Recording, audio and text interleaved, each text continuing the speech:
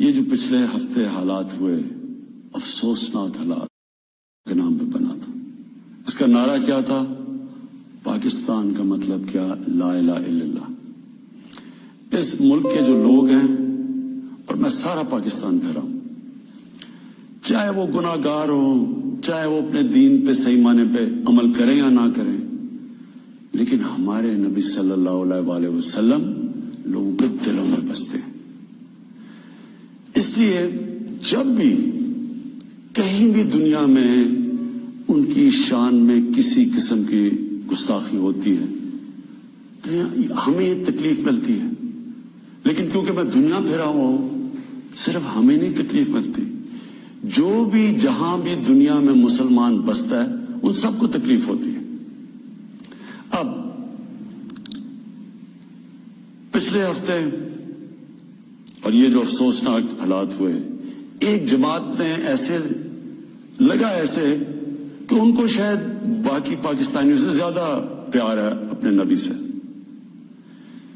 دیکھیں، وہ جو ٹی ایل پی کا جو مقصد ہے، جس کی وجہ سے وہ لوگ باہر نکال رہے ہیں، میں آپ کو یقین دلاتا ہوں کہ وہی میرا مقصد ہے، وہ میری گورنمنٹ کا مقصد ہے.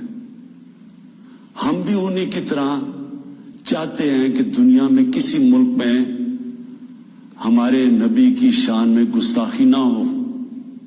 صرف ہمارا طریقہ کار فرق ہے. ٹی ایل پی کا کیا طریقہ کار ہے اور میری گورنمنٹ اور میرا جب سے ہم آئے ہیں، ہم کیا کوششیں کر رہے ہیں کہ دنیا میں یہ گستاخی نہ کی جائے ان کی شان میں، وہ یہ ہے. ٹی ایل پی یہ کہہ رہی ہے کہ جو فرانس میں ہوا، فرانس کے ایمبیسڈر کو واپس بھیجا جائے، ان سے سارے رابطے ختم کر دیے جائیں. ہماری جو گورنمنٹ کا طریقہ کار ہے وہ میں ابھی آپ کو تفصیل سے بتاتا ہوں، لیکن مقصد ہم دونوں کا ایک ہی. تو میں آج ذرا طریقہ کار کے اوپر بات کرنا چاہتا ہوں. 1979 کے اندر، نہیں 1990 میں غالباً 1990 کے ارد گرد سلمان رشدی نے ایک کتاب لکھی. اس کتاب میں اس نے ہمارے نبی صلی اللہ علیہ وآلہ وسلم کی شان میں گستاخی کی.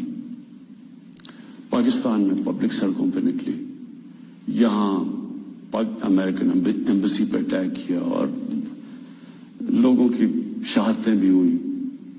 اس کے بعد آپ اٹھا کے دیکھ لیں کہ ہر تھوڑے سالوں کے بعد کوئی نہ کوئی مغرب کے کسی ملک میں ان کی شان میں گستاخی کرتا ہے. مسلمانوں کو تکلیف ہوتی ہے، کہیں باہر ریاکشن بھی ہوتا ہے، یا ہمارے ملک میں مظاہرے بھی ہوتے ہیں. لیکن یہ ہر تھوڑے سالوں کے بعد یہی سلسلہ آگے بڑھ جاتا ہے. تو کیا ہم نے ابھی تک کوئی فرق پڑا اس اپروچ سے؟ یہی ٹی ایل پی کر رہی ہے. یہ بھی یہ پاکستان میں کہہ رہے ہیں کہ مظاہرے کریں گے ہم، اور کیے ہیں انہوں نے، اور ہم سڑکوں پہ آ جائیں گے، پہلے بھی کیے ہیں، کہ اگر ہم ایکشن نہ لیں. اب کیا میرا سوال یہ ہے کہ کیا فرانس کے ایمبیسڈر کو واپس بھیجنا فرانس میں اور ان سے سارے تعلقات توڑ دینا، کیا اس سے یہ رک جائے گا؟ کیا اس سے کیا تو کوئی گارنٹی ہے کہ اس کے بعد ان کی شان میں کوئی گستاخی نہیں کرے گا؟ کوئی گارنٹی ہے؟ میں مغرب کو جانتا ہوں، میں آپ کو گارنٹی کرتا ہوں کہ اگر آپ یہ کریں گے، اگر ہم یہ کریں پاکستان، تو اس کے بعد کسی اور یورپین ملک میں یہی ہوگا. آزادی کے رائے پہ نام پہ وہاں انہوں نے یہ ایک آزادی رائے کا ایشو بنایا ہوا ہے. اس کے نام پہ وہ کہیں گے اچھا آزادی رائے کی وجہ سے انہوں نے یہ کیا، ہم بھی یہ کر رہے ہیں، وہ بھی کوئی گستاخی کریں گے. کیا پھر اس کے ایمبیسڈر کو بھی ہم واپس بھیجیں گے؟ اور 50 مسلمان ملک ہیں، کوئی بھی اس طرح نہیں کر رہا، کوئی وہاں کہیں مظاہرے نہیں ہوئے، وہ بھی نہیں کہہ رہے کہ ایمبیسڈر کو واپس بھیجو. تو اس کا پہلے تو کوئی فرق نہیں پڑنا لگا فرانس کو. لیکن میں آپ کو یہ بتاؤں پاکستان کو کیا فرق پڑے گا. سب سے بڑا فرق یہ پڑے گا ہمارے ملک کو کہ بڑی مشکلوں سے ہماری معیشت اٹھ رہی ہے. بڑی دیر کے بعد پاکستان کے اندر انڈسٹری اوپر جا رہی ہے، لارج اسکیل انڈسٹری بڑی دیر کے بعد اٹھ رہی ہے، نوکریاں مل رہی ہیں لوگوں کو، ہمارے ملک میں دولت میں اضافہ ہو رہا ہے، ہماری ایکسپورٹس بڑھ رہی ہیں، ہمارا روپیہ مضبوط ہو رہا ہے، بڑی دیر کے بعد روپیہ مضبوط ہوتا جا رہا ہے۔ جب روپیہ اوپر جاتا ہے تو مثلا پیٹرول اور ڈیزل سستا کیا ہے، باہر کی جو چیزیں ہم منگواتے ہیں وہ سستی ہونی شروع ہو گئی ہیں۔ جب ہم فرانس کے ایمبیسڈر کو واپس بھیج کے تعلقات توڑیں گے ان سے، اس کا مطلب کہ یورپین یونین سے ہم تعلقات توڑیں گے۔ اس کا مطلب کیا کہ جو ہماری آدھی ٹیکسٹائل کی ایکسپورٹس ہیں وہ یورپین یونین میں جاتی ہیں، تو اس کا مطلب آدھی ہماری ٹیکسٹائل ایکسپورٹس وہیں ختم ہو گئی۔ اس کا مطلب بے روزگاری، فیکٹریاں بند ہو جائیں گی، اور اس کے آگے کیونکہ آدھی ہماری مین ایکسپورٹ ٹیکسٹائل ہے، جب ٹیکسٹائل آدھی رہ جائے گی ایکسپورٹ، ہمارے روپے کے اوپر پریشر پڑے گا، روپیہ گرے گا، مہنگائی بڑھے گی، غربت بڑھے گی، تو نقصان ہمیں ہوگا، فرانس کو کوئی نقصان نہیں ہونے لگا۔ تیسری چیز، اب ہم نے اس کے اوپر جب یہ ہوا تو میں پہلے ذرا آپ کو تھوڑی تفصیل پیچھے بتا دوں، یہ ہم 2-2.5 مہینے سے لگے ہوئے تھے، ہماری گورنمنٹ TLP سے مذاکرات کر رہی تھی، ہم ان کو یہی چیزیں سمجھا رہے تھے کہ اس سے نقصان ہمیں ہونے لگا ہے، ان کو نقصان نہیں ہوگا، ہماری عوام کو نقصان ہوگا۔ مذاکرات چلتے جا رہے تھے، انہوں نے کہا جی اسمبلی میں رکھو، اور اسمبلی جو فیصلہ کرتی ہے، ہم نے فیصلہ کیا ٹھیک ہے ہم اسمبلی میں یہ رکھتے ہیں، لیکن ہم پھر دیکھنا شروع کیا کہ ان کی موبلائزیشن نیچے ہو رہی ہے، ان کی تیاریاں ہو رہی ہیں اسلام آباد آنے کے لیے، ایک طرف مذاکرات چل رہے ہیں، ایک طرف اسلام آباد آنے کی تیاریاں ہیں۔ پھر ابھی مذاکرات چل رہے ہیں اور ہم نے یہ فیصلہ کیا ہوا تھا کہ ہم اسمبلی میں رکھیں گے اس ایشو کو، تو پتہ چلا کہ انہوں نے پہلے اناؤنس کر دیا کہ جی اب تو فرانس کا اگر ایمبیسڈر آپ واپس نہیں بھیجیں گے تو ہم سارے اسلام آباد میں دھرنا دیں گے۔ اس کے بعد یہ ہماری بات چیت ٹوٹی، اس کے بعد پھر یہ اریسٹ ہوئے۔ اب میں صرف آپ کو بتانا چاہتا ہوں کہ اس سے اب تک ہوا کیا ہمارے ملک میں، ذرا دیکھ لیں کہ ہم نے اپنے آپ کو کتنا نقصان پہنچایا۔ اب تک 40 پولیس کی گاڑیوں کو جلا دیا گیا، لوگوں کی پرائیویٹ پراپرٹی کے اوپر کئی لاکھوں کروڑوں روپے کا نقصان ہوا ہے، 4 پولیس والے شہید ہوئے ہیں، 800 سے زیادہ پولیس والے زخمی ہوئے ہیں۔ پہلے دن جب شروع ہوا تو تقریباً 100 سڑکیں بلاک کر دی، اس سے جو عوام کو نقصان ہوا، اس سے کئی جو آکسیجن کے سلنڈرز نہیں جا رہے تھے، بیچارے جو کورونا کے مریض ہیں ان میں اموات ہوئی، اور پھر باہر سے کود پڑے لوگ، ہمارے پاکستان کے دشمن۔ ابھی تک ہم نے جو 4 لاکھ ٹویٹس کو اینالائز کیا، ان میں سے 70% فیک اکاؤنٹ سے تھی۔ مثلا پروپیگنڈا، جس طرح یورپین یونین کی ڈس انفارمیشن لیب نے جب بتایا کہ ہندوستان کی کوئی 600 سائٹس ہیں، فیک سائٹس، میڈیا سائٹس، جس سے وہ فیک نیوز اور پروپیگنڈا کر رہے ہیں پاکستان کے خلاف، تو یہاں بھی ہمیں پتا چلا کہ 380 ہندوستان کے انڈیا کے گروپ تھے جو کہ واٹس ایپ سے فیک نیوز چلا رہے تھے کہ سول وار ہو گئی پاکستان میں۔ ہماری پولیٹیکل پارٹیز، مجھے افسوس سے کہنا پڑتا ہے کہ وہی JUI جو فضل الرحمان کی پارٹی، وہ بھی بیچ میں شامل ہو گئی کہ کسی طرح گورنمنٹ کو ڈی سٹیبلائز کریں، ملک کو نقصان پہنچائیں، ساتھ وہ نون لیگ۔ اب ان سے میں پوچھتا ہوں کہ جب یہ سلمان رشدی نے کتاب لکھی تھی تو نواز شریف تو پہلی دفعہ پرائم منسٹر بنے تھے، کتنی انہوں نے سٹیٹمنٹس دی تھی، کتنی دفعہ انہوں نے کسی فورم میں کہا تھا کہ اس نے بڑا غلط کام کیا، مسلمانوں کے دلوں کو تکلیف پہنچائی ہے۔ کتنی دفعہ کسی بھی مسلمان ہیڈ آف اسٹیٹ نے کسی انٹرنیشنل فورم پہ اس پہ بات کی تھی، کو نقصان کرو کوئی فرق نہیں پڑتا، فرانس کو اچھا ایمبیسڈر واپس بھیج دو کوئی فرق نہیں پڑتا۔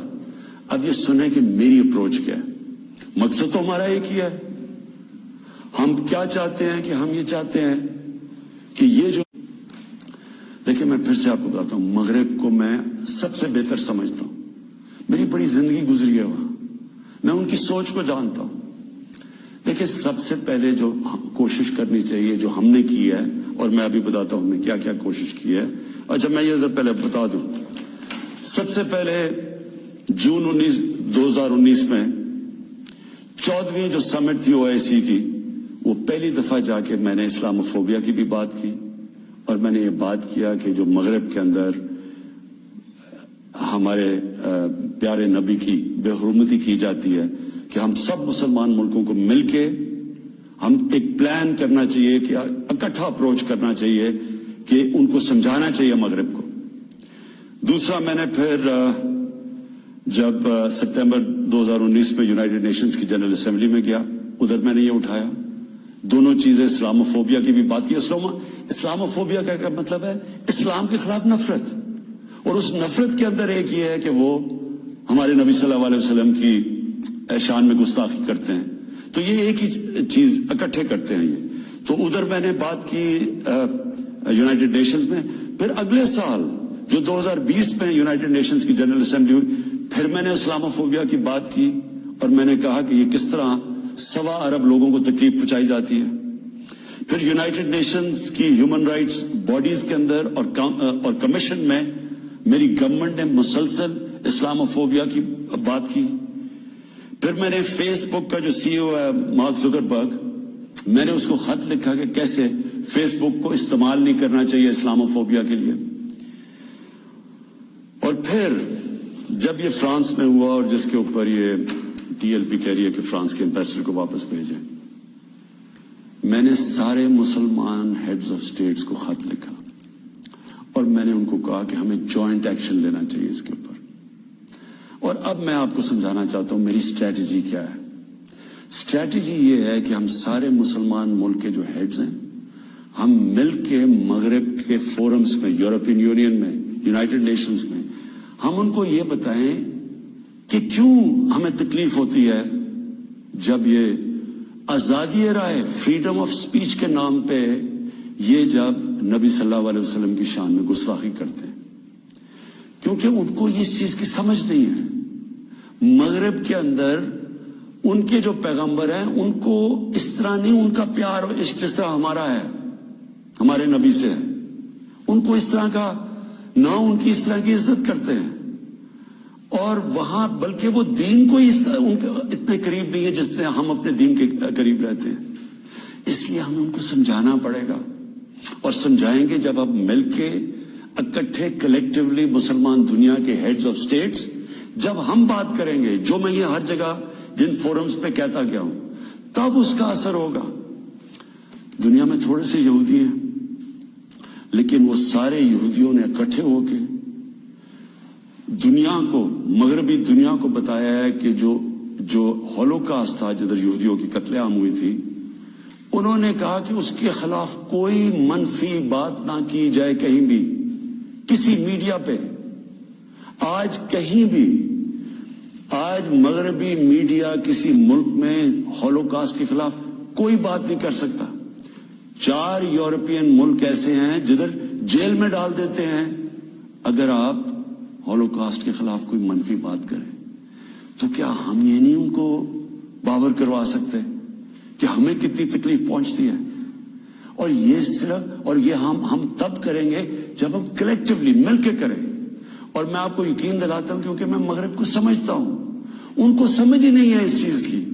جب ہم پروٹیسٹ کرتے ہیں، جب ہم مظاہرے ہوتے ہیں، وہ سمجھتے ہیں مسلمان آزادی رائے کے خلاف ہے، اور وہ پھر بجائے اس کو سمجھنے کے، وہ پھر اور کوئی جان کے شرارت کرتے ہیں ہمیں تکلیف دینے کی۔